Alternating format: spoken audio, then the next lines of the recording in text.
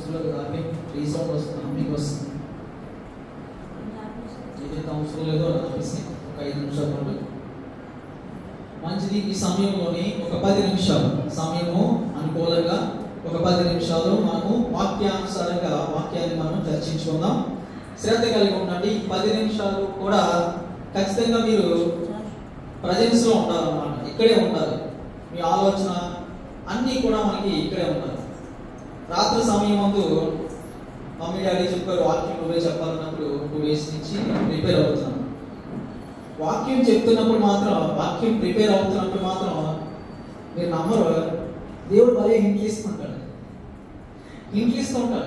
అంటే ఆలోచన కలిగిస్తున్నాడు. ఆలోచనకర్త మనకి ఆలోచన కలిగిస్తుంటాడు. అది ఎవరికి అర్థమవుతుందంటే ఇప్పుడున్న స్థితిలోంచి కాస్త 2 అడుగులు దేవుడి వైపు నడిస్తే చాలు, దేవుడు మనకు అర్థమైపోతాడు. ఇప్పుడున్న స్థితిలోంచే మీరేం దూరంగా లేదు. దేవుడు మనకి పూర్తిగా అర్థం అవ్వాలంటే ఉన్న స్థితిలోంచి 2 అడుగులు లోకం వైపు కాదు, దేవుడి వైపు వేస్తే చాలు. దేవుడు ఏంటో మనకు అర్థమవుతుంది. దేవుడు మనస్సు ఏంటో తెలుస్తుంది. దేవుడితో మనం ఎలా మాట్లాడాలో తెలుస్తుంది. దేవుడు మాట్లాడే తీరు విధానం కూడా విచిత్రంగా ఉంటుంది. నమ్మరు. ఆయన ఒక రకమైన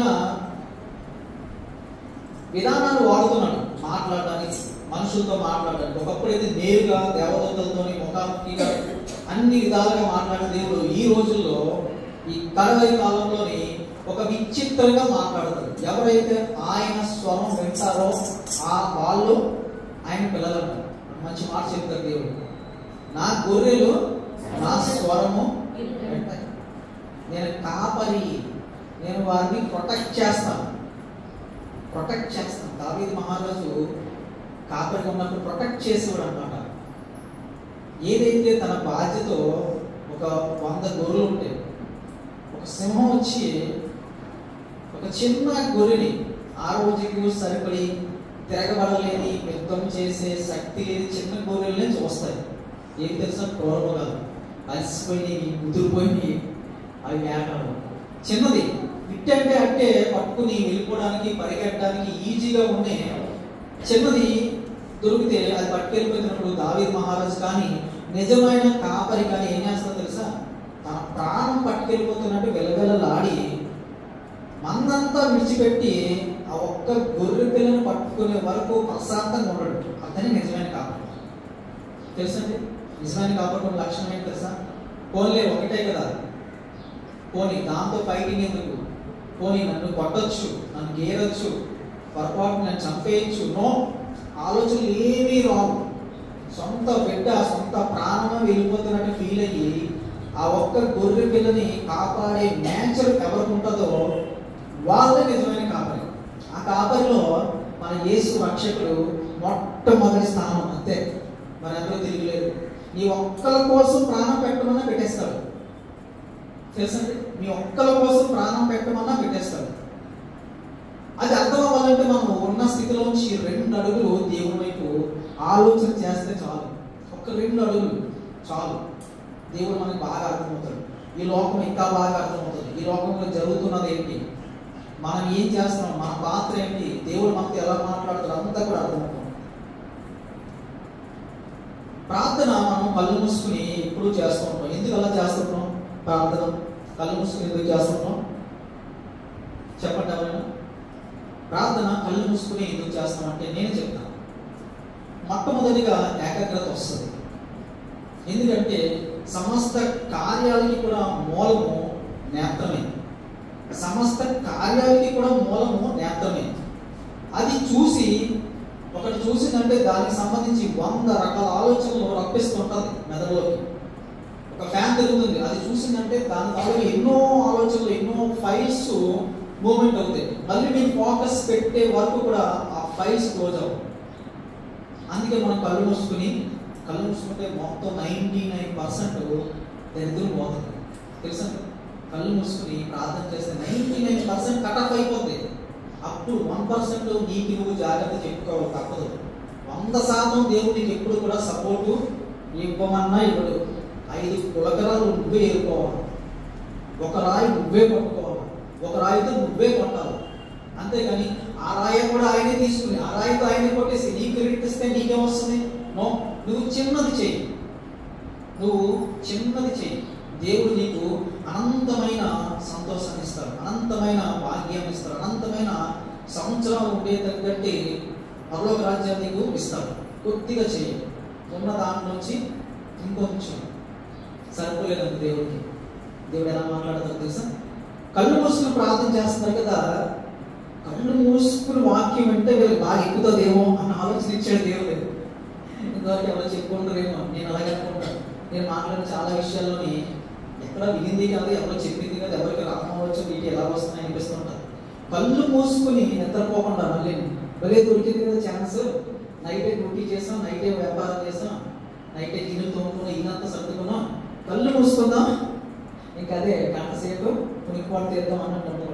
కళ్ళు మూసుకుని ధ్యానంతో వాక్యం ఉన్న రోజున వాక్యం మీ హృదయంలోకి వెళ్ళిపోతుంది. అది మెడిసిన్. వాక్యము మీకు ఔషధం. మంచి పాట పాడేది, వాక్యం మనకి ఔషధం అంటారు. అది అన్ని రకాల రోగాలని కూడా, పాప రోగాన్ని, అన్ని రకాల రోగాలను కూడా శుద్ధి చేస్తుందంట. అన్నిటికీ మించిన రోగం ఉంటుందంట. అది ఎక్కడ ఉంటుందంట? నడినెత్తిన ఉందంట. నడినెత్తిన అంటే ఎక్కడ? హెడేక్ అనుకుంటారా, మైగ్రేన్ అనుకుంటారా? కాదు. మైగ్రేన్ అనేది నరాల్లో వస్తుంది, అటాక్ అనేది నరాలకు సంబంధించింది. లోపల ఉండే మనసులో కలిగే ఆలోచనలు ఉన్నాయి చూసారా, ఇలా తిరుగుతూ ఉంటాయి ఆలోచన. అందులో ఉందంట రోగం. ఆ రోగం నరకానికి తీసుకెళ్ళిపోతుంది మనుషులు, మానవ జాతి అంతటినీ కూడా. నడినెత్తిన ఉన్న రోగము ఎక్కడ తీసుకెళ్తుంది? నరకానికి తీసుకెళ్ళిపోతుంది. మనం బానిస అవ్వడానికి వీలు లేదు ఆ రోగానికి. ఆ రోగం బారిన పడడానికి వీలు లేదు. మాస్క్ వేసుకుందాం, శానిటైజర్ వేసుకుందాం, మళ్ళీ వెంటనే మాస్కులు అంటే శానిటైజర్ తీసుకెళ్ళి కాదు, రక్షణ కవచం ధరించుకుందాం. అవన్నీ పెట్టుకుంటే మనకి ఆ రోగము అంట. కళ్ళు మూసుకుని వాక్యం విన్న రోజున, అంత విశ్వాసంతో వాక్యం విన్న రోజున వాక్యం మనకి చాలా బాగా అర్థమవుతుందని దేవుడు ఆ ప్రేరేపణ, ఆ యొక్క విషయాన్ని తెలియజేస్తాడు. నాకు కొత్తదే ఆ టాపిక్, ఆ విషయం నిజంగా కొత్తదే. అది రాసుకున్నాను, మర్చిపోతాను. వయసు పెరిగే కొద్దీ మనకి మధ్యలోకి వచ్చేస్తుంటుంది. విలువైన విషయాలు మనము ఒక చోట రాసుకోవడం చాలా ఉత్తమము. ఒక 5 years బ్యాక్ వరకు అన్ని విషయాలు గుర్తుండేవి నాకే. నేను అనుకున్నప్పుడు నాకు మెమొరీ పవర్ ఎక్కువని. ఇప్పుడు 10 విషయాల్లో 5 గుర్తుంటాయి. 5 మనం గుర్తు చేసుకుంటే తప్పితే గుర్తు రావట్లేదు. సో విలువైన విషయాలు, విలువైన వాక్యము, దేవుడు ఏదైనా వాక్యం మీకు చెప్పినప్పుడు అది రాసి పెట్టుకుని తర్వాత మనము చదువుకుంటూ ఉండాలి. దేవుడు ఎంతో మాటలు మనకి చెప్పడానికి ఇష్టపడుతున్నాడు. దేవుడు అంట ఏదైతే సాధనము అనుకూలంగా ఉంటుందో ఆ సాధనం ద్వారా తన వైపు ఉన్న వారితోని నేరుగా మాట్లాడే ప్రయత్నం చేస్తుంటాడు. తెలుసండి, ప్రేమ, దేవుడి ప్రేమ ఎవరి మీద తెలుసా? మీ మీదే. దేవుడు వాక్యం వింటున్న వారి మీదే ప్రేమ చూపిస్తూ ఉంటాడు. ఆయన మనస్సు అటే ఉంటుంది. ఎంతమంది నాకు దగ్గరగా వస్తారో వాళ్ళందరినీ నేను దీవిస్తానని చెప్పి అన్ని రకాలుగా దీవెన. మళ్ళీ అబ్రహాముకి ఎన్ని రకాల దీవెనలు వచ్చాయి చెప్పండి? కనీసం అబ్రహాం గారికి ఎన్ని రకాల దీవెనలు వచ్చాయి? దావీదు గారికి ఎన్ని రకాల దీవెనలు వచ్చాయి? ఈ లోకానుసారంగా కూడా దీవెన వచ్చింది. అలాగని చెప్పి పరలోకం వెళ్ళదంటే పరలోకం ఇచ్చేసాడు దేవుడు. దీవెన అలా ఉండాలి. ఎలా ఉండాలి? దీవెన అలా ఉండాలి. మీకు ఎంత ఉన్న వారిలోని ఎవరు ఫ్లైట్ ఎక్కారని చెప్తే మా బ్రదర్ ఎక్కుంటాడు ఫ్లైట్, నేను కూడా ఎక్కలేదు. ఎంతమంది ఎక్కారు ఫ్లైట్? కొన్ని ఎంతమందికి ఫ్లైట్లో జర్నీ చేయాలి కనీసం ఎంటర్టైన్మెంట్ కింద ఉంది, ఆశ ఉంది. ఆశ లేకపోతే అవదు, ఆశ పడాలి ముందు కనీసం. అందరూని నిజం, మీరు నమ్ముతారా? దేవుడు చిత్తమైతే దేవుడు మనందరికీ కూడా కనీసం ఏరుచుకొని వెళ్ళడానికి ఏమైనా అవకాశాలు ద్వారాలు తెరిస్తే మన సంఘం అంతా కలిసి మనం ఏం చేయాలి? ఎవరి డబ్బులు వాళ్ళే పట్టుకుని, అందరము కలిసి వెళ్ళి దేవుడు స్వయాన శరీరంగా ఉన్నప్పుడు నడిచిన ప్రాంతాన్ని చూడాలన్న ఆశ, ఆ యొక్క భాగ్యము ఉండాలి, ఆశ ఉండాలి.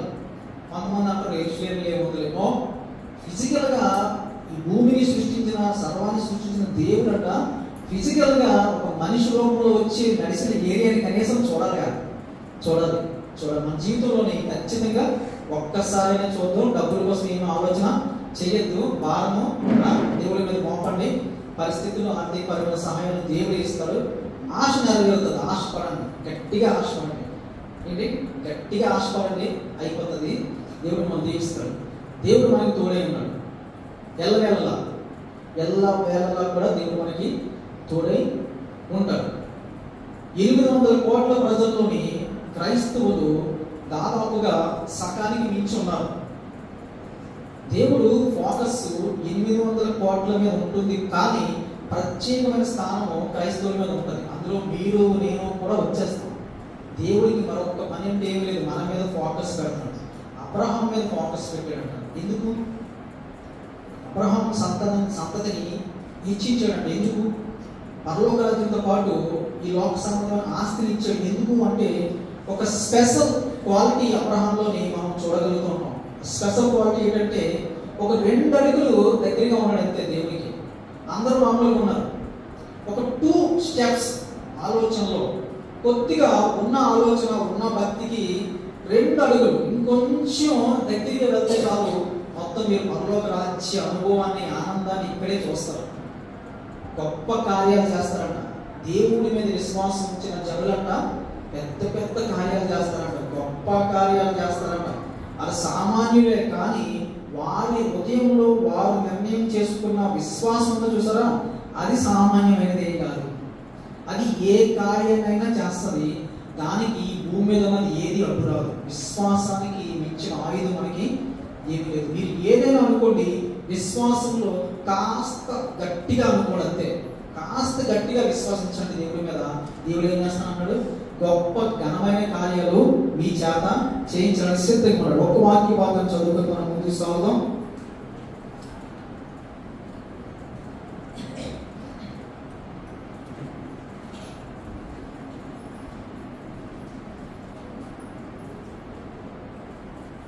దానియేలు 11వ అధ్యాయము 32వ మాట కూడా చూద్దాం.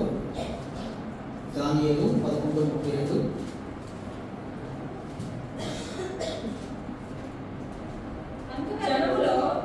జనములో బుద్ధిమంతులు అనేకులు బోధించుదురు గాని వారు బహుదినములు ఖడ్గములను అగ్నివలను ఇంగి చెరపట్టబడి హింసింపబడి దోచబడుదురు. వారు కృంగిపోవు. 11:32 చూస్తారా?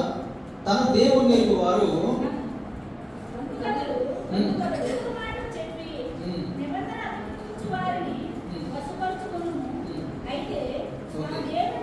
తమ దేవుని వారు బలము కలిగి గొప్ప కార్యములు చేసేదరు. మీరు దేవుని ఎరిగి ఉంటే, ఎరగడం అంటే ఎలాగ ఎరగడం?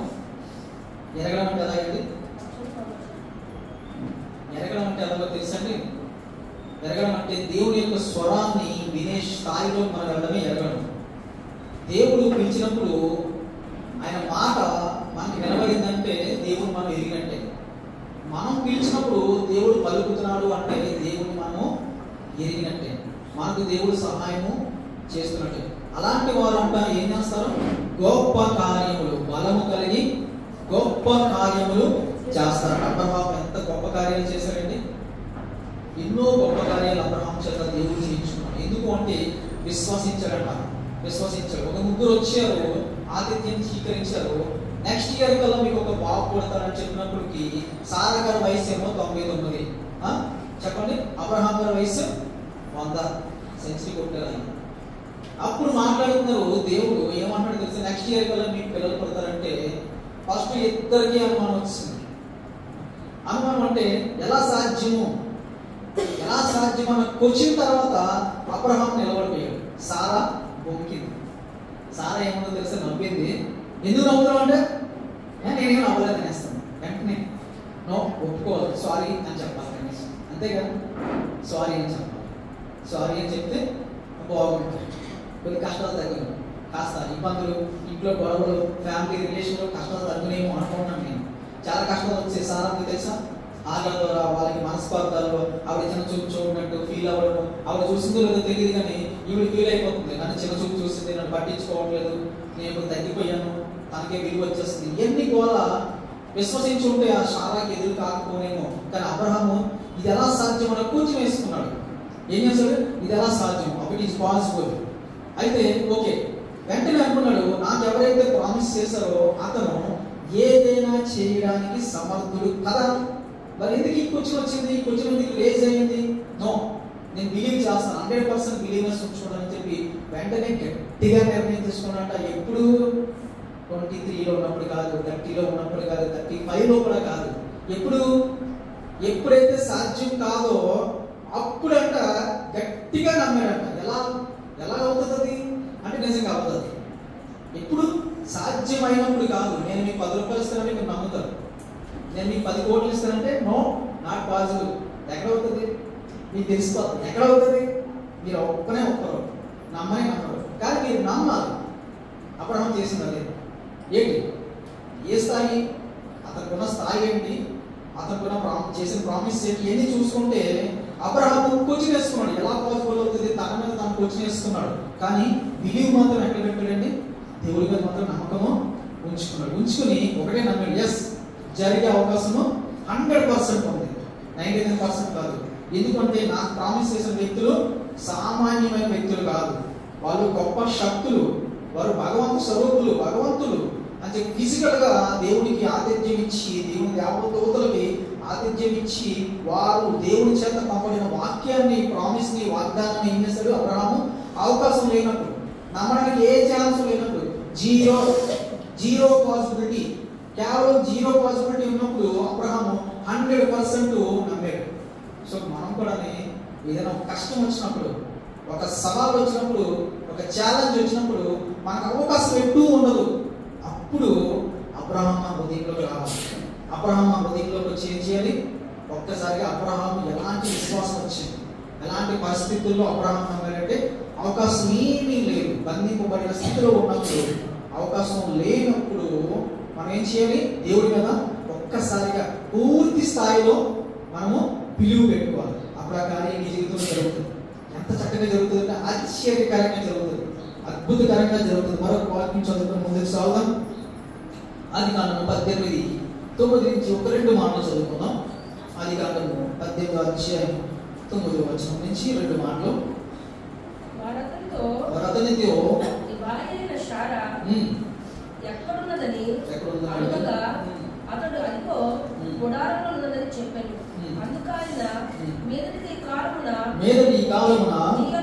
నీ యొద్దకు నిశ్చయముగా అప్పుడు నీ భార్య అయిన షారాకు కుమారుడు కలుగని చెప్పాను. షారా ఆయన వెనుక నుండి గుడారపు ద్వారమందు నిలుచుండెను. అబ్రహాము బహుకాలము గడితే వృద్ధులై ఉండేది. స్త్రీధర్మము షారాకు నిలుచుండెను గనుక షారా నేను బలము ఉడికిన దాడైన తరువాత నాకు సుఖము కలుగునా, నా యజమానుడు వృద్ధుడై ఉన్నాడు కదా అని తనలో నవ్వుకొనెను. సారా నవ్వుకుందంట. ఎలా నవ్వుకుంది? వృద్ధుడు అయిపోయాడు, నాకు కూడా పిల్లలు పుట్టడానికి అవకాశం ఏమీ లేదు, ఏం సుఖం కలగదు, పిల్లలు పుట్టరు కాబట్టి, అవకాశం లేదు కాబట్టి పక్కు నవ్వింది. ఎలాంటి నవ్వు తెలుసు? అది మనం కథలో వింటూ ఉంటాం కదా, ఎవరో చూసి నవ్వితే ఏదో ఇబ్బంది పెట్టినట్టు. ఒక విచిత్రమైన వ్యంగ్యంతో కూడిన జరగదు, ఎకకాలం యాలపం అన్ని కలిపేసి నవ్వు అన్నమాట. అది ఎలా జరుగుతుంది? ఏంటిది? ఆ నవ్వు అన్నమాట. ఇంకా బాగా నవ్వుతుంది. చాలా మనం నవ్వినప్పుడు మళ్ళీ తర్వాత చదవండి. అంతట యెహోవా అబ్రహాముతో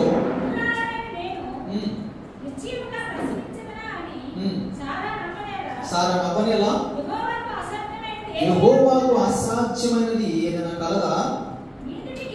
మీదటికి ఈ కాలమున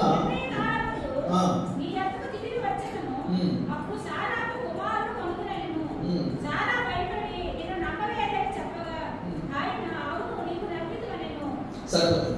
నవ్వలేదని చెప్పిందాము. ఎవరో సారమ్మ నవ్వలేదంటే దేవుడు ఏమన్నాడు? నవ్వావు, ఒప్పుకోవట్లేదు, నేను ఇక్కడ వాదిస్తున్నాను, నువ్వు నవ్వావు, నేను చూసాను, నేను విన్నాను, నువ్వు నవ్వావు అంటే లేదు నేను నవ్వలేదన్నా. కానీ అబ్రహాం ఏం చేశాడో తర్వాత ఇంటికి చదువుకోండి. అబ్రహాం అంట విశ్వసించాడంట. అబ్రహాము సమర్థత కలిగి దేవుడు ఖచ్చితంగా చేయగలని చెప్పి నమ్మి దేవుడి మీద పూర్తి స్థాయిలోని విశ్వాసం ఉంచినప్పుడు కార్యం జరిగింది. ఒకవేళ అబ్రహాము కూడా అలానే అల్ప విశ్వాసం కలిగి నవ్వుంటే ఈరోజు చరిత్ర వేరేగా ఉండేమో. కానీ ఒక్కొక్క వ్యక్తులు కనబడరు, కానీ వారి హృదయంలోని ఒక రకమైన స్పెషల్గా పటుత్వం ఉంటుంది. అబ్రహాము గారు మామూలు మనిషి కాదు, గట్టి మనిషి అన్నమాట. ఏదైనా గట్టిగా నమ్ముతాడు, నమ్మే పరిస్థితి వస్తే ఇక నమ్ముతాడు అంతే. ఒక వ్యక్తిని కానీ ఒక శక్తిని కానీ దేవుని కానీ నమ్మితే ఇక నమ్మినట్టే. ఎలా నమ్మినట్టు? అది నీట ముంచినా పాల ముంచినా నీదే భారం అన్నట్టు పూర్తి స్థాయిలో నమ్మి ఏం చేశాడు? దేవుడి మీదే పూర్తి స్థాయిలో విశ్వాసం ఉంచినప్పుడు కార్యాలు చూశాడు. మన జీవితంలో కూడా పూర్తి స్థాయిలోని ఖచ్చితంగా కూడా మనం ఏం చేయాలా? విశ్వాసం ఉంచాలి. విశ్వాసం అంటే మనకు తెలుసు. విశ్వాసం అంటే ఏంటి? అదృశ్యమైనవి ఏంటి ఉన్నవని, కనబడలేనివి కనబడుతున్నాయని, జరగలేనివి జరుగుతున్నామని చెప్పి విశ్వాసం బలంగా నమ్మాలి, నమ్మిక ఉంచాలి. అదే విశ్వాసం. కానీ ఈ రోజు మనం దాన్ని అర్థం చేసుకుని హృదయంలో పెట్టుకోవాలి. ఈ రోజు మనం ఏం చేయాలి? విశ్వాసం అంటే ఇది అని చెప్పి మన వాక్యానుసారంగా దేవుడు మనకి వివరిస్తున్నప్పుడు ఎస్ నేను విశ్వాసం కలిగి ఉంటాను. క్రైస్తవులైన మనకి దేవుడు ఎంతో జ్ఞానాన్ని ఇచ్చాడు. ఈరోజు లోక సంబంధంగా ఎన్నో మంచి పదవుల్లోని ఎంతో డబ్బు గలవాళ్ళకి లేని జ్ఞానాన్ని దేవుడు ఇచ్చాడు. తెలుసా మీకు? మీ దగ్గర ఎంత జ్ఞానం ఉందో?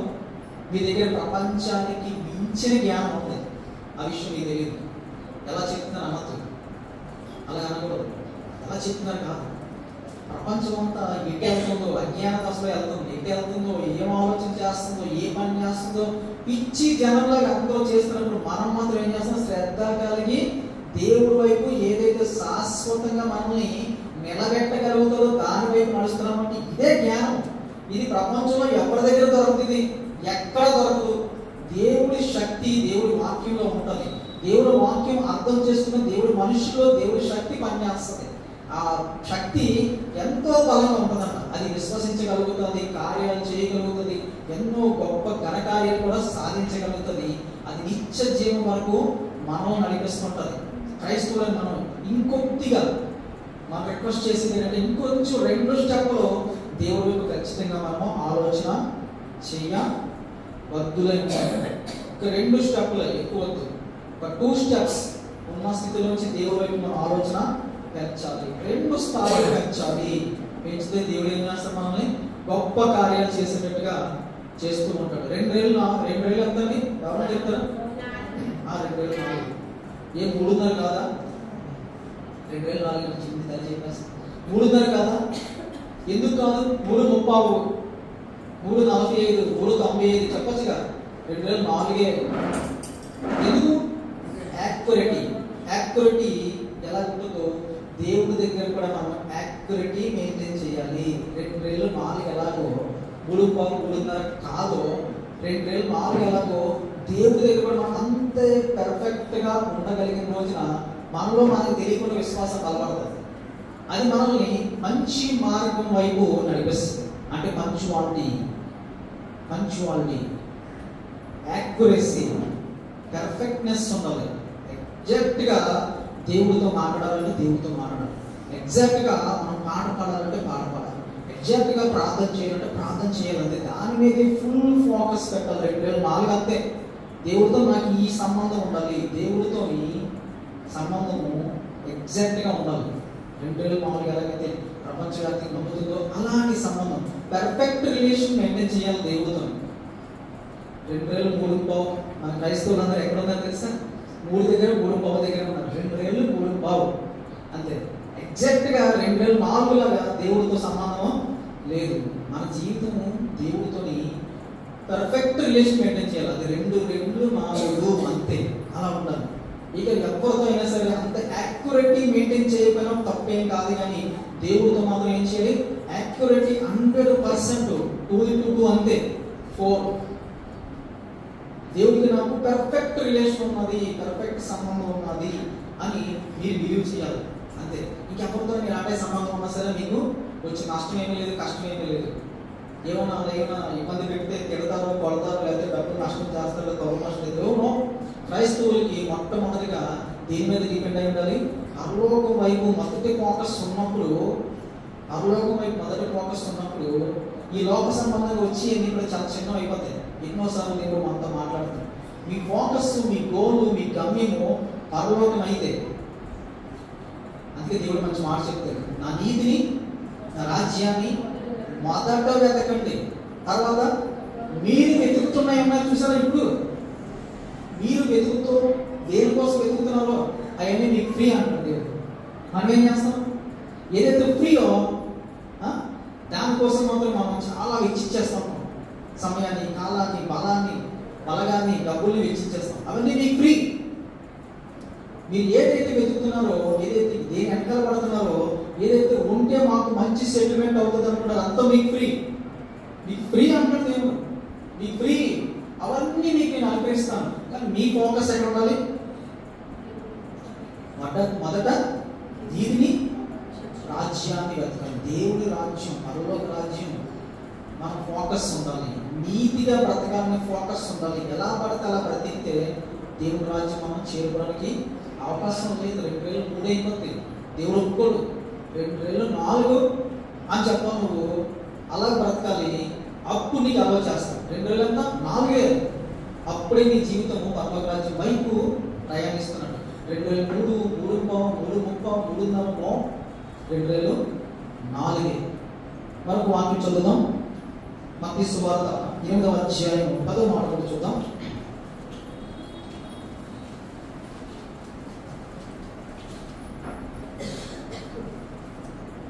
4వ అధ్యాయము 8వ అధ్యాయం 10వ మాట చూద్దాం. 8, 10. యేసు ఈ మాట విని ఆశ్చర్యపడి వెంట వచ్చుచున్న వారిని చూచి, ఇశ్రాయేలీయులలో నేను ఎవరికైనాను ఎంత విశ్వాసం ఉన్నట్టు చూడలేదు, నిశ్చయంగా మీతో చెప్పుచున్నాను. ఎంత మంచి మాట, సరిపోతుందండి. యేసే చెప్తున్నాడు ఈ మాట. ఏమంటాడండి? ఒక కార్యం జరిగించాం, ఒక కార్యం జరిగింది అంతకుముందు, వాళ్ళందరూ తెలుసు. యేసే కలుగుతున్న మాట ఏంటి తెలుసు? అమూల్యం మాట. ఇజ్రాయేల్ ప్రజలు ఉన్నారు కదా, వాళ్ళందరిలోని ఎవ్వరిలో కూడా ఇప్పుడు నా కళ్ళ ముందున్న వ్యక్తి చూపించిన విశ్వాసం నేను చూడను. ఇక్కడ ఈ వాక్యం చదువుతున్నప్పుడు ఏమైనా అర్థమైందా మీకు? ఈ వాక్యం తాలూకా సారాంశం ఏమైనా అర్థమైందా? అర్థం చేసుకునే స్థితిలో కదా. చిన్నప్పుడు మీ వాక్యాలు బైబిల్ చదివేసాం తెలుసా మీకు? ఈ బైబిల్ 3-4 సార్లు చదివేసింది. ఇదే బైబిల్. నేను బాగా కార్తీక్ కన్నా చిన్నప్పుడు మా మమ్మీ బైబిల్ చదివించేస్తుంది. అది ఎంతో ధన్యత. మనకు తెలియకపోయిన కొన్ని విషయాలు మన హృదయంలోకి వెళ్ళిపోతాయి. కొన్ని వాక్యాలు హృదయంలోకి వెళ్ళిపోతాయి. కొన్ని వాక్యాలు కంఠస్థ అయిపోతాయి. చిన్నప్పుడు మా కంఠస్థ వాక్యం ఉండేది 3:16. అయితే ఈ వాక్యంలోని అర్థం ఏంటో జాగ్రత్తగా గమనిస్తే యేసే చెప్పేది ఏంటో తెలుసా? ఒక మాట చెప్తున్నాడు. ఇశ్రాయేలు ప్రజలందరిలో కూడా ఇలాంటి విశ్వాసం నేను చూడలేదు అంట. ఎవరు చూడలేదు? ఎవరు పలికే మాట? ఎవరు? యేసే కలుగుతాడు. విశ్వాసం అంట చాలా మంచి విశ్వాసం చూశాడు, అది మంచిదే. కానీ ఇది ఎక్కడ చూడలేదంట? ఇశ్రాయేలు ప్రజలు మొత్తంలో ఎక్కడ చూడలేదంట. యేసేకి ఎంత వయసు? 33 సంవత్సరాలు. ఇశ్రాయేలు ప్రజలు ఎక్కడ ఉన్నారు? చాలా బ్యాక్. మరి వాళ్ళందరినీ చూస్తాడు దేవుడు. చూస్తాడు కదా? చెప్పండి. ఆ మాట పలుకుతాడంటే అర్థం ఏంటి? ఎంతమందిని చూశాడంటండి? ఇశ్రాయేలు ప్రజలు అందరినీ చూస్తాడంట. ఇశ్రాయేలు ప్రజలు అందరినీ చూశాడు. ఎలా సాధ్యం ఇది? నేను చెప్తాను, జాగ్రత్తగా గమనించండి. ఒక తండ్రికి ఒకే ఒక కుమారుడు ఉన్నాడు. చాలా బిజినెస్ ఉన్నాయి. ఆ కుమారుడు అంటే ఆ తండ్రికి చాలా ఇష్టం విడిచిపెట్టి వెళ్ళలేని పరిస్థితి. అన్ని దగ్గర నుంచి చూసుకున్నాడు. అలవాటు అయిపోయింది తండ్రికి కుమారుడికి. అయితే ఒక బిజినెస్ మీటింగ్ వెళ్ళవలసి వచ్చింది పట్టూరికి. మరి ఏం చేస్తాడు? కుమారుడు కూడా పట్టిపోయాడు మంచి కారులో. ఒక దేశం వెళ్ళవలసి వచ్చింది. ఫ్లైట్ బుక్ చేశాడు, కుమారుడు కూడా బుక్ చేశాడు. ఎందుకంటే కుమారుడు కళ్ళ ముందు ఉండాలి, తన సేఫ్టీ తను చూసుకుంటాడు. ఫిజికల్గా తను చూసుకుంటాడు. తనకి నచ్చింది అది అలాగా, అంతే. ఎవరికో అప్ చెప్పేసి వెళ్ళిపోయే స్థితిలో లేదు. ఆ ప్రేమ దగ్గరుండి చూసుకోవాలి అనుకున్నాడు. ఎక్కడికి వెళ్తే అక్కడికి కుమారుని తీసుకెళ్ళిపోతున్నాడు. ఎక్కడికి వెళ్తే ఇశ్రాయేలు ప్రజల దగ్గరికి వెళ్ళాడు యెహోవా దేవుడు. ఎవరిని తీసుకెళ్ళిపోయాడు చెప్పండి? ఎవరిని తీసుకెళ్ళాడు? యేసయ్యని కూడా తీసుకెళ్ళిపోయాడు. ఎక్కడికి? ఇశ్రాయేలు ప్రజల తాలూకా ఆ ట్రావెలింగ్ అంతా కూడా యెహోవా దేవుడు ఉన్నాడు. ఏంటి? పగలు రాత్రి ఎలా కాపాడాడు? రాత్రి చల్లగా ఉంటే కాస్త వేడిగా అగ్నిస్తంభం ఉండాలి. పగలు కాస్త వేడిగా ఉంటే గొడుగు మేఘాలు వచ్చి చక్కగా చల్లబరిచి అంట. ఇదంతా కూడా ఎవరు చూస్తున్నారో తెలుసా? పక్కనే ఉండి కొడుకు చూస్తున్నాడు యేసయ్య. అందుకే ఒక మాట చెప్తారు. యేసయ్య ఏమంటాడంటే, నేను ఏలియా కన్నా మోసే కన్నా ముందు పుట్టానంటే అక్కడ ముందు కూర్చొని నమ్మండి వయసు ఎంత అని అడుగుతాడు. ఎంత విచిత్రంగా ఉంటుందో వాక్యం. నీ వయసు ఎంత, అందరికన్నా ముందు పుట్టావా, ఏడు మాట్లాడుతున్నావు, నీకేమైనా పిచ్చికని పట్టిందా అలా ప్రశ్నలు అవే. కొన్ని రోజుల తర్వాత తల్లి మరియమ్మ తల్లి యేసయ్య స్పెషల్గా పుట్టాడని తెలుసు, ఎవరు ప్రమేయం లేకుండా పరిశుద్ధాత్మ వల్ల. అయినా సరే కన్ఫ్యూజ్ అయిపోతుంది కొన్ని రోజుల తర్వాత. చాలా విచిత్రంగా బిహేవ్ చేస్తున్నది. ఏమన్నాడు యేసయ్య, నేను చాలా ముందున్నాను. ఎస్, ఎప్పుడున్నాడు ముందు? జగత్ పునాది వేయబడక ముందే ప్రథమ ఫలంగా ఎవరున్నారు? యేసయ్య. ప్రథమ ఫలంగా యేసయ్య ఉన్నాడు. యేసయ్య యెహోవా దేవుడు చేసిన అన్ని కార్యాలు దగ్గరుండి మరొకటి ఏమీ లేదు. మన జీవితంలోని అత్యంత విలువైన సమయం మనకి ఎవరికి ఇస్తామంటే మనం మన పిల్లలకి ఇస్తుంటాం. ఎక్కువ ఫోకస్, ఎక్కువ ప్రాధాన్యత ఇస్తుంటాం. అలాగే యెహోవా దేవుడు ఎక్కువ ప్రాధాన్యత ఎవరికి ఇచ్చాడంటే ప్రజల మీద ఇచ్చినప్పుడు, యేసుక్రీస్తు కూడా సేమ్ అలాగే ఫోకస్ మొత్తం కూడా ప్రజల మీద పెట్టినప్పుడు A to Z ఆది కాండం మొదలుకొని ఎవరు ఆదాము దగ్గర నుంచి తన ప్రసంగాల వరకు కూడా, తన లైవ్లోకి వచ్చే వరకు కూడా అందరినీ చూస్తాడు. ఎవరు? అందరికన్నా ముందున్నవాడు, చాలా ముందున్నవాడు, ఆదిలోనే సంభవించిన వాడు, ఆది సంభూతుడు, అల్ప ఒమేగా, చివరిలో ఆయనతోనే అంతమైపోతుంది. యేసయ్య రావడమే రెండో రాకల్లో ఈ భూమికి ఎండకట్టు పడిపోతుంది. యేసయ్య మొట్టమొదటిగా భూమిని పునాది వేసినప్పుడు మనము మనుషులు చేద్దాం, మనుషులు చేసినప్పుడు వారికి కావాల్సిన అవసరాలన్నీ చేద్దాము, భూమిని, గాలిని, చీకటిని, వెలుగుని అన్నీ కూడా మనం జాగ్రత్తగా వేరు చేద్దాం అనుకున్నప్పుడు ఎవరున్నారు? యేసయ్య ఉన్నాడు. యేసయ్య ఉన్నాడు. అందుకే ఏమన్నాడు తెలుసా యేసయ్య? ఇశ్రాయేలు ప్రజలందరినీ నేను చూశాను, వాళ్ళ పరిస్థితులన్నీ నాకు తెలుసు.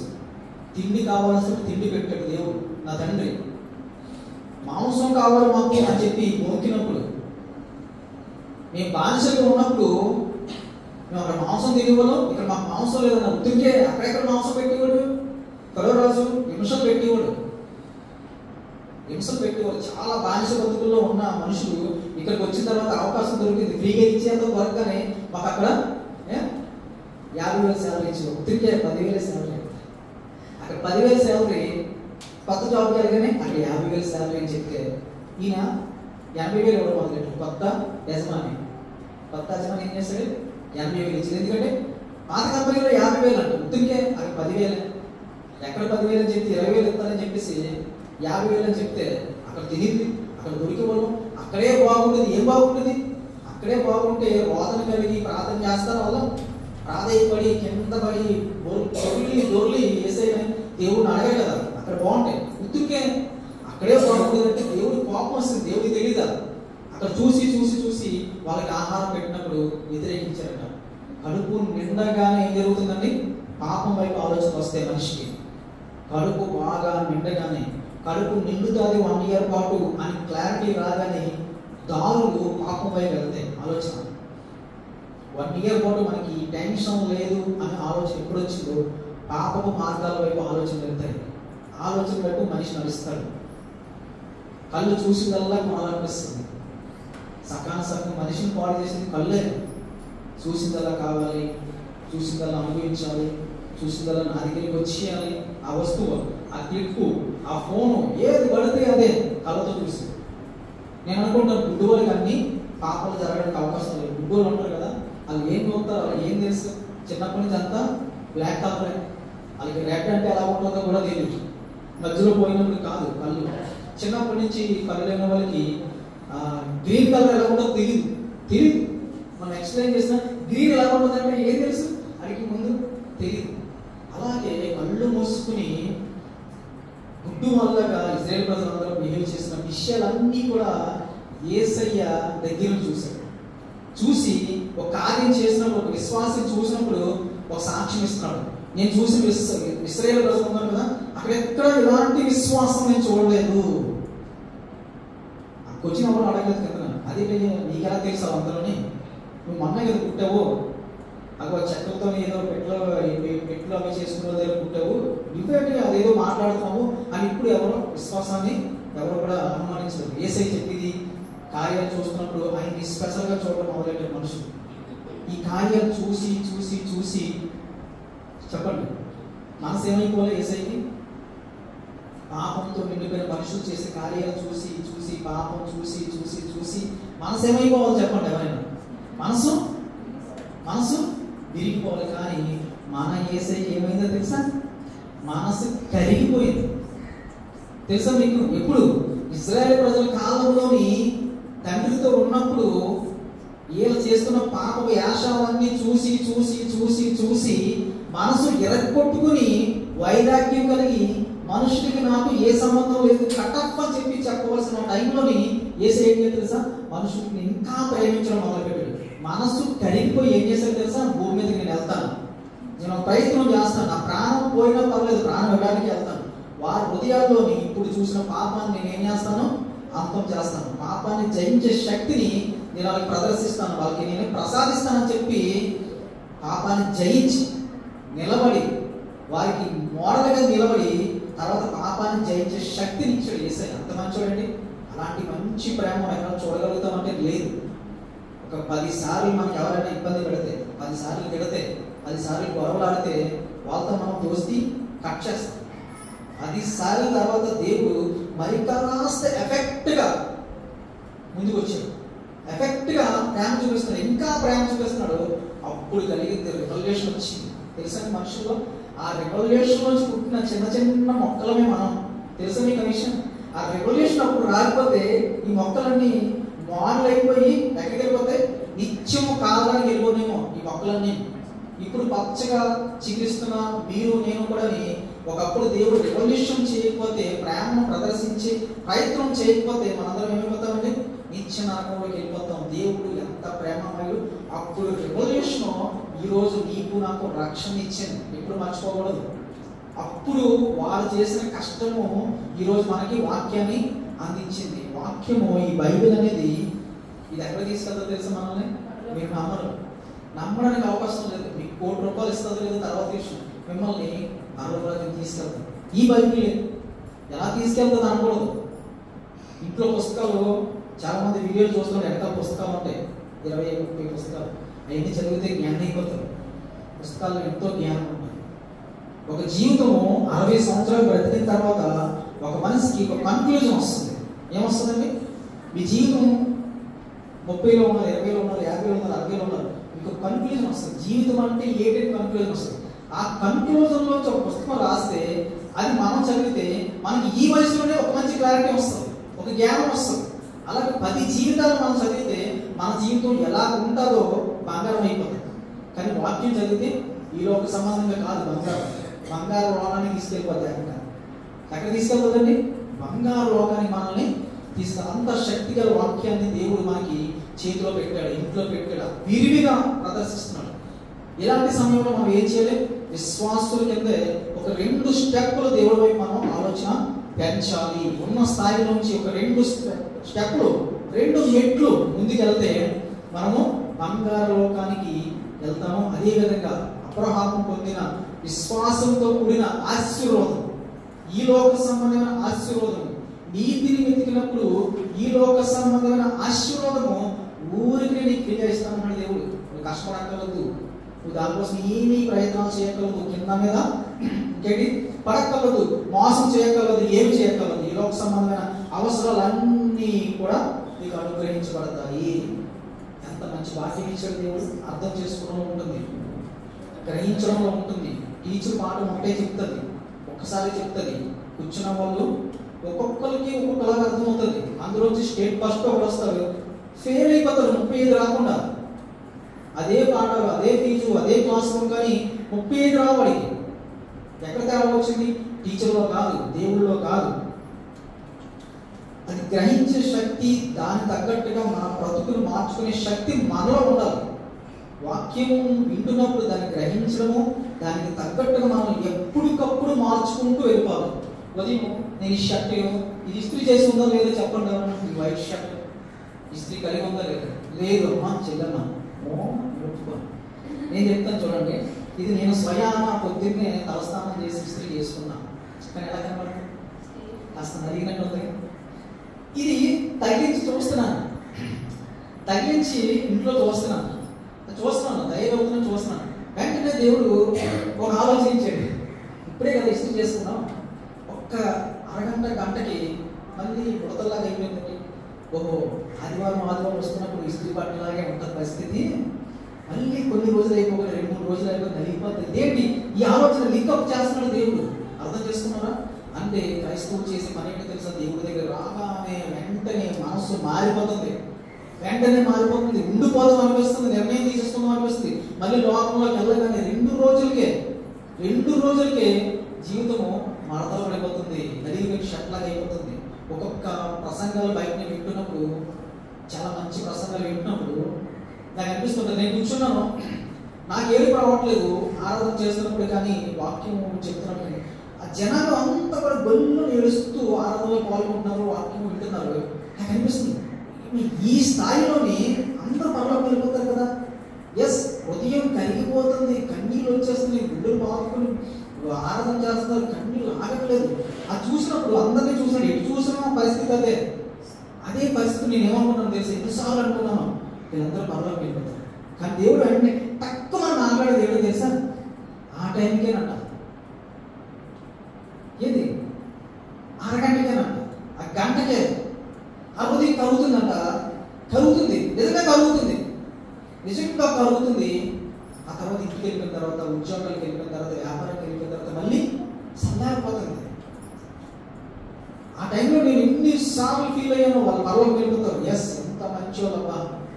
ఇంకొకటి, హిందూస్లో కానీ, ముస్లిమ్స్లో కానీ, క్రైస్తవులు కానీ ఒక్కొక్కసారి బయట ప్రాక్టికల్గా రియాలిటీగా చూస్తున్నప్పుడు ఏదో చాలా మంచి పని చేస్తుంటారు, చాలా మంచి పని, నిజంగా హెల్ప్ చేస్తుంటారు, మనం చేయలేని హెల్ప్ చేస్తుంటారు, చాలా మంచి పని. ఉదయము అప్పుడు మనిషికి ఎలా ఉండాలో అలా కనబడుతుంటుంది నాకు. వాళ్ళు పరలోకానికి ఎలిజిబిలిటీ ఆ అరగంట టైం. తర్వాత వాళ్ళ జీవితంలో ఎన్నో మోసాలు, ఎన్నో కుట్రలు, ఎన్నో అనాలోచనలు, ఎన్నో పాపాలు ఎంటర్ అయిపోతున్నాయి. అవి ఏమి ఉండట్లేదు. దేవుడు ఏం చేస్తాడో తెలుసా? నేను అనుకుంటాను, ప్రభువా, ప్రతి దొంగ దగ్గర, ప్రతి వ్యభిచార దగ్గర ఒక మనసు ఉంటుంది కదా, మంచి మనసు. మరి వాళ్ళని కనికరించవచ్చు కదా, వారిని కరుణించవచ్చు కదా, వారికి మీరు పరలోకరాజ్యం ఇవ్వచ్చు కదంటే, వారు ఆ టైంలో, ఆ కొద్దిపాటి సమయంలోనే అలా ఉంటున్నారు. తర్వాత ఏమైపోతున్నారు తెలుసండి? చాలా పాపం అయిపోతుంది వారి జీవితం, దానికి బానిసలు అయిపోతున్నారు. అలాంటి వాళ్ళని నేను ఎలాగ స్వీకరించాలి, నేను ఎలా మార్చాలి, నేను ఎలా పరలోకరాజ్యం తీసుకెళ్ళాలి? పరలోకరాజ్యం అదే మనసుతో నేను తీసుకెళ్ళిపోతే పరలోకరాజ్యం అయిపోతే చెప్పండి, పూర్ణ మార్కెట్ అయిపోతుంది, గలీజ్గా అయిపోతుంది, చండాలం అయిపోతుంది. అందుకే దేవుడు పరిశుద్ధంగా ఉండాలి, 2 నెలలు 4 లాగే ఉండాలి, పంచువాలిటీగా ఉండాలి. వాళ్ళందరూ నేను ఏరి కోరి చూసి ఎన్నుకుని తరబీదు ఇచ్చి ట్రైనింగ్ ఇచ్చి పరలోకరాజ్యానికి తీసుకెళ్తాను. వాళ్ళు చాలు నాకు అంటున్నాడు దేవుడు, వాళ్ళు చాలు. 20 లక్షల కాలకాలంలో చెప్పండి, కాలేబు ఎవరెళ్ళారు? యెహోషువ. మరి మోషే వెళ్ళలేదంటే అదొక కథ. కాలేబు, యెహోషువ. మరి 20 లక్షల మందికి 20 లక్షల కాలకాలానికి దేవుడు ప్రమాణం చేశాడు కదా, వాగ్దానం చేశాడు కదా, మీరందరికీ నేను పాలు తేనె ప్రవహించి ఆ యొక్క మంచి దేశాన్ని ఇచ్చేస్తానని ఇచ్చాడు అంటే ఇవ్వలేదు. ఎంతమంది ఎంటర్ అయ్యాడు? No, wrong answer. ఎంతమంది ఎంటర్ అయ్యాడు? Wrong answer. ఇంకొక ఆప్షన్, సెకండ్ ఆప్షన్ చెప్పండి. సరే, 145 పేజీ నెంబర్, 146 పేజీ నెంబరు, ద్వితీయోపదేశకాండం 2వ అధ్యాయంలో. ఇంటికి చదువుకున్న పర్లేదు, మీరు ఇక్కడ చదివిన పర్లేదు, చిన్న క్లారిటీ కోసం మీకు చెప్తున్నాను. ఎంతమంది ఎంటర్ అయ్యారు తెలుసా? 20 లక్షల మంది ఎంటర్ అయ్యారు. ఎక్కడికి? కొత్త దేశానికి. 20 లక్షలతో పాటు మీరు అనుకుని 2 కూడా ఎంటర్ అయ్యారు. 20 లక్షలు 2 ఎంటర్ అయ్యారు. దేవుడు ఏం చేశాడు తెలుసా? ఈ తరంలో నేనైతే ఎవరికైతే ప్రామిస్ చేశానో వాళ్ళకి నేను వదల్చుకోలే, కానీ వాళ్ళ పిల్లలు వెళ్తారులే. ఎన్ని సంవత్సరాలు నడిచారు అరణ్యంలో? 40 years. ఎస్, ఈ వేరే చెప్పాడు దేవుడు. 40 years లోని 20 లక్షల కాలపాలానికి ఎంతో మంది పుట్టిస్తారు. తెలుసా మీకు? ఎంతో మంది పుట్టిస్తారు. దేవుడు ఏం చేశాడు తెలుసా? ఆ 20 లక్షల మందికి, ఆ పెద్దోళ్ళకే దేవుడు ప్రామిస్ చేశాడు, ఇగో మీకు ఇస్తానన్నాడు. ఆ పెద్దోళ్ళందరూ దారిపోయినప్పుడు ఒక 2 ఆ పెద్దోళ్ళలోంచి తీసుకుని ఆ పెద్దోళ్ళ ద్వారా పుట్టిన పిల్లలందరికీ కూడా ఏం చేశాడు? అలౌ చేశాడు. దాంట్లో కేవలం 2 ఆ గుంపులో వచ్చారు, ఆ ప్రామిస్లో వచ్చారు, ఆ స్కూల్లో 2 వచ్చారు. తర్వాత వాళ్ళ పిల్లలు, ఎంతమంది పిల్లలు ఉన్నారో వాళ్ళందరినీ దేవుడు ఏం చంపేయలేదు, వాళ్ళందరికీ గేట్ పాస్ ఇచ్చేస్తాడు దేవుడు. మన విశ్వాసం ఎలా ఉండాలో చివరికి ఒక మాట చెప్పుకొని ముగించేద్దాం. మన విశ్వాసం ఎలా ఉండాలంటే ఇందాక నేను చెప్పాను కదా, ఎంతమంది ఫ్లైట్ ఎక్కారు అంటే ఒకళ్ళే వస్తారేమో, దేవుడు దైవాలు మనం ఎక్కుదాం. అయితే ఫ్లైట్లో వెళ్ళాలంటే ఎగురుకుంటూ వెళ్ళాలి, ట్రైన్లో వెళ్ళాలంటే ఫ్లైట్లో వెళ్ళాలంటే ఎగురుకుంటూ వెళ్ళడం అన్నది ఎంతమంది నమ్ముతారు? ఫ్లైట్లో ఎగురుకుంటూ వెళ్దామని కనీసం చేయట్లేదు ఎంతమంది నమ్ముతారు? నేను చెప్తున్నాను అది రాంగ్ ఆన్సర్. మనం నీకు ఆలోచించాలి. ఫ్లైట్లో వెళ్ళాలంటే ఎగురుకుంటూ వెళ్ళడం కాదు, నువ్వు ఎక్కడికి వచ్చినా అక్కడే ఉంటావు, ఆ ఫ్లైట్ వెళ్తుంది అంతే. ఎగురుకుంటూ వెళ్ళాలంటే ఏదో చెప్తాను చూడండి. ఎగురుకుంటూ వెళ్ళాలంటే రాకెట్ ఉంటుంది, రాకెట్ ఫ్లైట్ ఎలా ఉంటే కొంచెం ముందుకెళ్ళి పైకి వెళ్తుంది, రాకెట్ ఏం చేస్తుంది తెల్లారి పైకి వెళ్ళి కొనుక్కుంటుంది. అయితే రాకెట్లో వెళ్ళినప్పుడు చూసారా, అలా కొంత దారి వెళ్ళిన తర్వాత అక్కడ భూమికి ఆకర్షణ శక్తి ఉండదు. అక్కడ రాకెట్లో మనుషులు ఎగురుతారు తెలుసా? అది ఎగరడం అంటే నీ దాంట్లో తేలాలి, అది ఎగరడం అంటే నీ దాంట్లో గాలిలో పక్షిలా ఎగరాలి. ఫ్లైట్లో కూర్చోవడం కాదు, ఫ్లైట్లో భోజనం టీవీ చూసుకోవడం, పాటలు వినడం, కూర్చోవడం, మాట్లాడడం, ఇదే ఎగరడం. రాకెట్లో వెళ్తే కొంత సమయం అయిపోయిన తర్వాత భూమికి ఆకర్షణ శక్తి పోయిన తర్వాత ఆ రాకెట్ కూడా తేలుతూ ఉంటుంది, అందులో మనుషులు కూడా తేలుతూ ఉంటారు. పొరపాటున బయటకు వస్తే మంచి వస్త్రాలు వేసుకుని, తగిన వస్త్రాలు వేసుకుని గాల్లో తేలినట్టే ఉంటుంది పరిస్థితి. అది ఎగరడం అంటే. సో విశ్వాసానికి రెండు రకాలు చెప్తాను, మీకు చెప్పి ముగించేస్తాను. విశ్వాసము మనం అనుకుంటున్నాం ఎగురుతున్నాము అనుకుని ఫ్లైట్లో కూర్చొని వెళ్తాం, అది విశ్వాసం కాదు, అది ఎగరడం కాదు, అది విశ్వాసం కాదు. మనం విశ్వాసం ఎలా చేయాలో తెలుసా? రాకెట్లో వెళ్ళినట్టు వెళ్ళి ఒరిజినల్గా ఎగురుతాం చూసాం, ఫిజికల్గా ఎగురుతాం, తేలుతూ ఉంటాం. అక్కడ మన బలమే పనిచేయదు, మనం దేన్ని కొట్టినా సరే మెల్లగా వెళ్తుంది. ఎంత బలమైన పెద్ద స్టోన్ అయినా సరే మనం చిట్టి వేలు తెచ్చుపెట్టేయచ్చు తెలుసా మీకు. అక్కడ దేనికి బరువు ఉండదు, బరువు ఉండదు. భూమికి ఆకర్షణ శక్తి ఉంటుంది, గ్రావిటీ పవర్. అది పోయిన తర్వాత మనుషులు ఎగురుతారు. అది అర్థమైన మనకి పర్లోక రోజు ఇంకెంత బాగుంటుందో కదా. డిఫరెంట్ లోకం అది, పర్లోక రోజు చాలా బాగుంటుంది. అక్కడ ఎగురుతామా అనకండి, అక్కడ బాగుంటుంది, వేరే లెక్కలో ఉంటుంది. అది ఉంది, దానికి వెళ్ళడం కోసం మనందరం గట్టి విశ్వాసం కలిగి ఉండాలి. అదేవిధంగా మన విశ్వాసము మనం ఫీల్ అవుతాం. ఒక ఊరు నుంచి ఇంకో ఊరు వెళ్తూ, హైదరాబాద్ వెళ్తూ ఫ్లైట్లో నేను విశ్వాసిని అని ఫీల్ అవుతాం. ఏమో ఏమో ఏమో అంటున్నాను, అందుకే ఏమో అది కాదు. అబ్రహాము విశ్వాసం, చాలా మంది భక్తుల విశ్వాసం ఉంటుంది, ఒరిజినల్గా ఉంటుంది, తేలుతున్నట్టు ఉంటుంది, న్యాచురల్ విశ్వాసం. అది మనకి అవ్వాలి, తెలుసుకోవాలి. తెలుసుకున్న దాన్ని మనం జీవితంలో పాటించాలి, అప్పుడు తేలుతున్నట్టు వస్తుంది. ఒక్కొక్కసారి మన పాపాల నుంచి కూడా మనం విడుదల పొందాలంటే ఎంత ఫోర్స్ కావాలో తెలుసా? ఎంత ఫోర్స్ కావాలంటే రాకెట్ ఎలా వెళ్తుంది? రాకెట్ భూమి నుంచి ఏదైతే తేలే పరిస్థితికి వెళ్ళాలంటే చిన్న ఫోర్స్ సరిపోదు.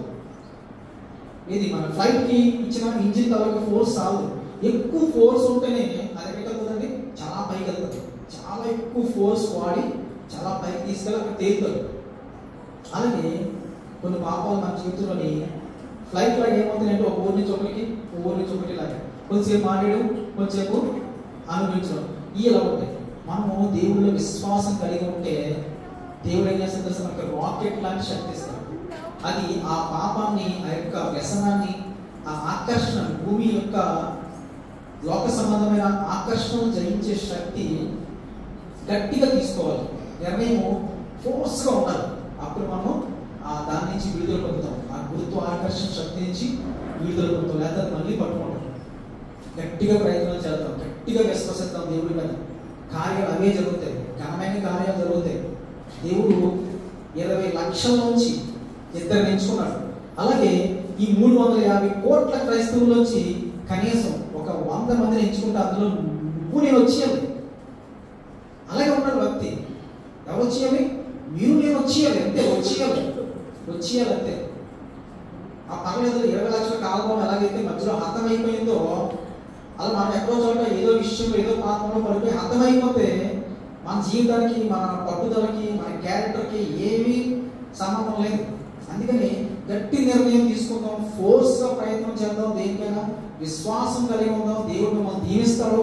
అన్ని విషయాలు కూడా దేవుడి మీద డిపెండ్ అయ్యి విశ్వాసం కలిగి ముందుకెళ్తే మీరు ఘనమైన కార్యాలు చేస్తారు. అటువంటి ఘనమైన కార్యాలు చేసేటట్టు మన సంఘాన్ని ముందుకు నడిపించవలసింది. దేవుడు ప్రార్థన చేద్దాం.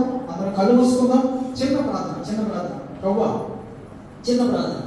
ప్రభువా, ఫోర్స్గా మేము విశ్వసించడానికి, బలంగా మేము సాధించడానికి, బలంగా మేము ప్రయత్నం చేయడానికి మాకు ఒక అవకాశం ఉంది. అంత శక్తి దయచేయండి. కొద్దిగా ప్రయత్నం చేస్తున్నాం కానీ అది మాకు విశ్వాసంలోకి నడిపించట్లేకపోతుంది. దయచేసి మాకు ఫోర్స్ ఇవ్వండి, శక్తిని ఇవ్వండి అని చెప్పి దేవుడికి హృదయపూర్వకంగా అడిగితే దేవుడు మీకు ఫోర్స్ ఇస్తాడు, శక్తిని ఇస్తాడు. బలమైన కార్యాలు చేయలేక శక్తి, బలంగా ఏ యొక్క వ్యసన